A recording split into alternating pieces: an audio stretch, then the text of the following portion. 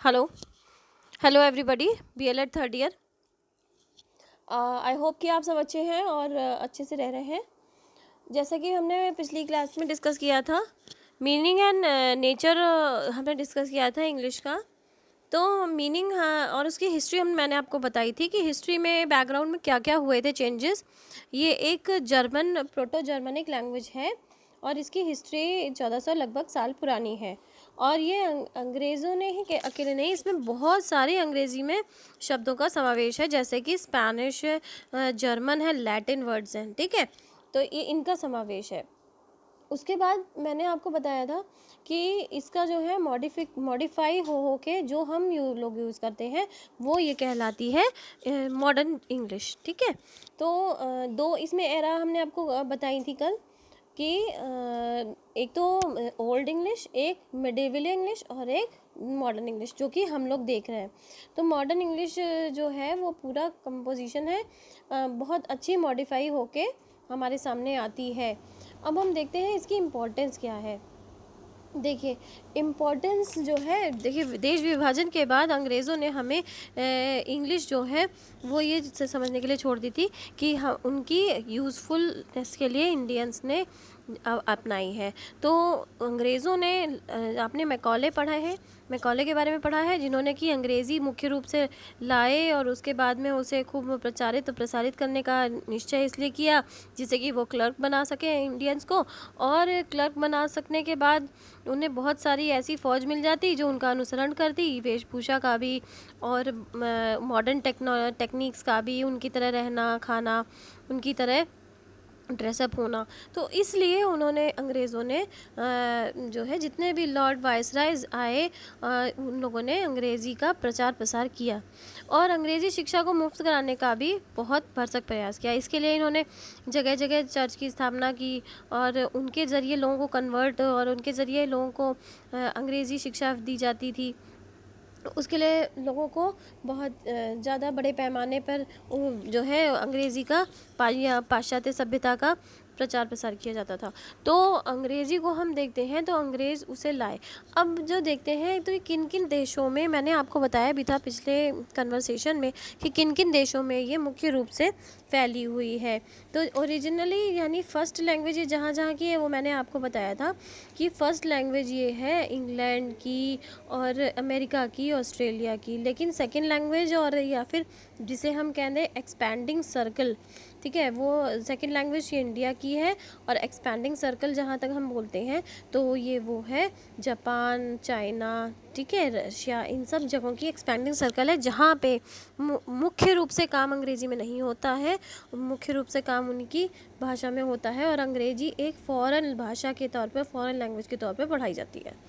Alright, अब ये बात करते हैं कि इम्पोर्टेंस इंग्लिश की क्या है। ये बहुत इम्पॉर्टेंट है हमारी नेशनल लाइफ में भी और एजुकेशन सिस्टम में भी। अब हम ये कहें कि अंग्रेज़ी कैसे आ गई है, तो अंग्रेज़ी हर जगह आ गई है। एयरपोर्ट जाएं, रेलवे स्टेशन जाएं, टाइम भी इंग्लिश में लिखा हुआ है और एयरपोर्ट में तो इंग्लिश में ही होता है, हिंदी भी होता है लेकिन बहुत ही कम हमें देखने को मिलता है। तो बल्कि आप अगर इंडिया के अदर स्टेट्स में अगर कम्युनिकेट करना चाहते हैं, सपोज़ आप तमिलनाडु जा रहे हैं, चेन्नई वगैरह जा रहे हैं, तो भी आपको इंग्लिश आना थोड़ी बहुत तो ज़रूरी ही है। तो इसलिए इससे मैंने सुबह भी आपको कल भी कहा था कि इससे भागिए मत, इसमें भाग लीजिए, पार्टिसिपेट करिए, कुछ थोड़ी थोड़ी डेली प्रैक्टिस करिए। तो इसमें मैंने आपको इसी क्रम में बताती हूँ कि इसकी क्या इंपॉर्टेंस है। तो पहला है it's official language of administration. जैसा कि आपको पता है 200 साल 300 साल बल्कि पहले जो है अंग्रेज़ यहाँ आए थे, लेकिन 200 सालों से उन्होंने जो है इसका प्रचार प्रसार करना शुरू कर दिया। अब ये पार्लियामेंट 63 के अकॉर्डिंगली जो है अंग्रेजी देश की एडमिनिस्ट्रेटिव यानी प्रशासनिक भाषा बन गई।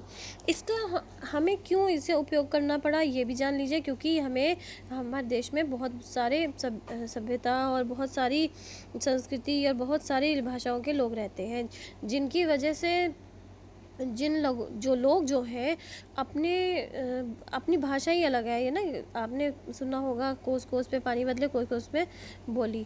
तो हर जगह तो बोली अलग है, तो एक ऐसी कौन सी बोली होनी चाहिए जिससे सब लोग समझ जाए, तो वो हिंदी बनाई गई, जो कि हमारी राष्ट्रभाषा है। तो हिंदी अगर नहीं भी आती है हमारे देश में, आप सपोज साउथ इंडिया जाते हैं, असम जाते हैं, तो इंग्लिश लेकिन सबको आती है। तो इसलिए आपको भी, और हाँ, सुप्रीम कोर्ट में भी इंग्लिश में ही जो है डॉक्यूमेंट्स वगैरह सारे कामकाज होते हैं। सेंट्रल गवर्नमेंट में भी इंडिया में एडमिनिस्ट्रेशन और सेंट्रल गवर्नमेंट के सारे ऑफिशियल कामकाज इंग्लिश में होते हैं। अब यह है कोर्ट का, तो हमने बताई दी कि आपको है लैंग्वेज। फिर हम बात करते हैं ट्रेड और इंडस्ट्री की। तो देखिए, जितने भी ऑडिट होते हैं, जितने भी इंस्पेक्शन होते हैं, अकाउंट्स बनते हैं, वो सब इंग्लिश में ही बनते हैं। हालांकि जो अकाउंटिंग मेथड है वो भारत का ही है, वो हम विदेश का फॉलो नहीं करते हैं, लेकिन हम उस मेथड में यूज़ जो है वो लैंग्वेज इंग्लिश ही करते हैं। क्योंकि भाई अकाउंट्स तो पूरी दुनिया देश का ही बनना है, और वो चेक भी होना है। अब जैसे सपोज अकाउंट्स बनाया हमारी कंपनी ने, और उसे चेक किससे कराएंगे हम? इनकम टैक्स डिपार्टमेंट से। तो इनकम टैक्स डिपार्टमेंट तो एक ही है, लेकिन क्या है उसमें कि हर जगह का, अब मैं अगर राजस्थान में बैठी हूँ और केरला में बैठी हूँ या कोच्चि में बैठी हूँ, तब भी मैं क्या करूँगी, अपनी भाषा में तेलुगु में बना के तो दूंगी नहीं, हम लोग क्या करेंगे, इंग्लिश में बनाएंगे, जिससे कि इनकम टैक्स डिपार्टमेंट, जो कि सारे देश का इनकम टैक्स कैलकुलेट करता है, उसे आसानी रहे। फिर हम देखते हैं 4th पॉइंट यहाँ पे, सोशली इम्पॉर्टेंट टूल। तो सोशली ये इम्पॉर्टेंट इसलिए है क्योंकि हम कोई भी पार्टी का इनविटेशन देते हैं, किसी और धर्म के लोगों को दें या अपने ही लोगों को दें या बाहर भेजें, तो भी ये सबसे इम्पोर्टेंट हमारे लिए रह जाती है। क्योंकि सामाजिक जीवन जीने के लिए हमें थोड़ी बहुत अंग्रेज़ी आना ज़रूरी है। अब अगर किसी गृहिणी को ही देख लेते हैं, हाउसवाइफ भी बच्चों को तभी पढ़ा सकती है, डायरी चेक कर सकती है, जब उसे थोड़ी बहुत भी नॉलेज होगी। नहीं तो बच्चा जो है कहाँ जाएगा अब चेक कराने की? जब इतना समझदार हो जाएगा तो खैर खुद ही देख लेगा, लेकिन फिर भी मदर को थोड़ी बहुत आनी होती है। इसी क्रम में देखते हैं कि अगर हम शिक्षक ही देख लेते हैं, आप लोग भी भावी शिक्षक हैं, थोड़ी बहुत इंग्लिश आप सभी को आती है भाई। अपना सब्जेक्ट पढ़ना, सब्जेक्ट में हेडिंग्स बनाना, सब्जेक्ट को एक्सप्लेन करना थोड़ा बहुत, और ट्रांसलेशन, तो ये आना बहुत बहुत ज़रूरी है। 5th पॉइंट देख लेते हैं, English as a window to modern world. तो ये विंडो क्यों है, क्यों ये जो है आधुनिक समाज में, आधुनिक दुनिया में हमें एक्सपोजर देती है? क्योंकि जो है ये साइंस में आप देखिए, जितने साइंस के सब्जेक्ट हैं वो इंग्लिश के होते हैं। टेक्नोलॉजी है टोटली इंग्लिश की है। एग्रीकल्चर है, वो एग्रीकल्चर जितने प्रोडक्ट्स और एग्रीकल्चरल चीज़ें हैं, जितनी टेक्नोलॉजी उसमें भी बढ़ रही है, वो भी इंग्लिश में जो है हम देखने को मिल जाती है हमें। और कमर्शियल डेवलपमेंट, जैसे कि कंपनीज़ के रिलेटेड जितने भी फंडिंग है या कंपनीज़ में चेंज है, कंपनी की पॉलिसी है, वो सब जो है इंग्लिश में ही हमें देखने को मिलती है। तो आगे देखते हैं कि इंग्लिश जो है हमें नई दुनिया में पहुंचाती है। अब देखते हैं इंग्लिश एज लिंक लैंग्वेज। तो इंग्लिश हमें सबसे लिंक कराती है, जैसे कि कहीं की सभ्यता है, कहीं की जो है राष्ट्रीयता है, या कहीं का राजनैतिक जीवन है, या किसी से कम्युनिकेट करना है, संचार बढ़ाना है, तो इंग्लिश जो है हमें सबसे जोड़ती है। तो जोड़ती है, इसका मतलब वो एक लिंक लैंग्वेज है। अब देखते हैं, इंग्लिश जो है एक लाइब्रेरी की भाषा भी है। आपको कोई भी टॉपिक अगर कहीं ना मिले, अगर कोई भी टॉपिक कहीं नहीं मिलता है, तो आप उसकी लाइब्रेरी जो है इंग्लिश में वो बुक्स ढूंढ सकते हैं। मोस्टली जितने भी एजुकेशनल कमीशंस हैं, जितने भी रिसर्चेस हैं, वो सब इंग्लिश में ही लिखी जाती है। और नेक्स्ट पॉइंट है, इंग्लिश जो है शिक्षा का एक बहुत ही कारगर हथियार है। कैसे?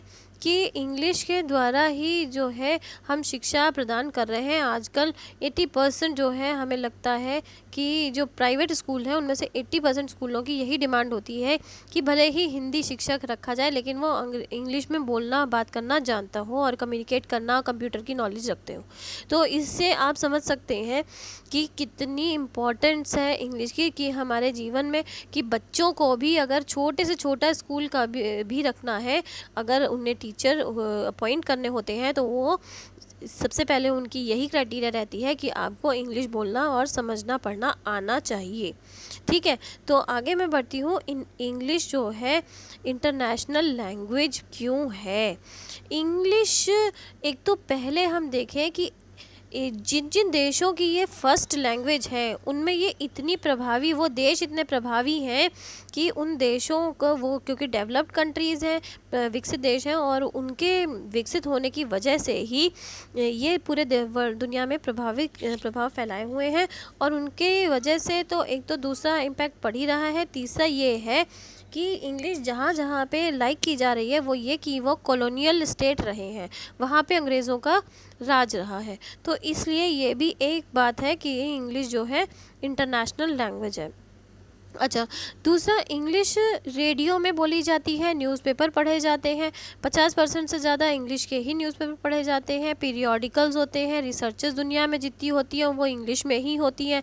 तो आपको अभी अगर कोई रिसर्च आगे चल के करनी है या पीएचडी करना है तो वो भी आप इंग्लिश लैंग्वेज में दूसरी रिसर्चेस से जो है रेफरेंस ले सकते हैं और आगे अपने आप को बढ़ा सकते हैं। तो ये इंग्लिश का बहुत ज़्यादा स्कोप होता है। ठीक है, तो इंग्लिश में आपने देख लिया। अब आप जो है अपने आप से इंग्लिश के ऊपर एक एस्से लिख सकते हैं, मैं समझती हूँ।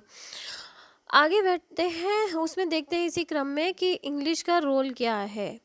तो इंग्लिश का जो है इंडिया में बहुत ज़्यादा रोल है। राममूर्ति कमीशन ने अंग्रेज़ी के बारे में जो यही बताया था कि इंग्लिश का जो स्टैंडर्ड है वो तभी बढ़ सकता है जब उसे पढ़ाने के शिक्षक जो हैं वो क्वालिटी टीचर्स प्रदान किए जाएं, यानी ऐसे शिक्षक दिए जाएं जिनकी अंग्रेज़ी वाकई में अच्छी है और उन्हें खुद पढ़ाने में इंटरेस्ट है।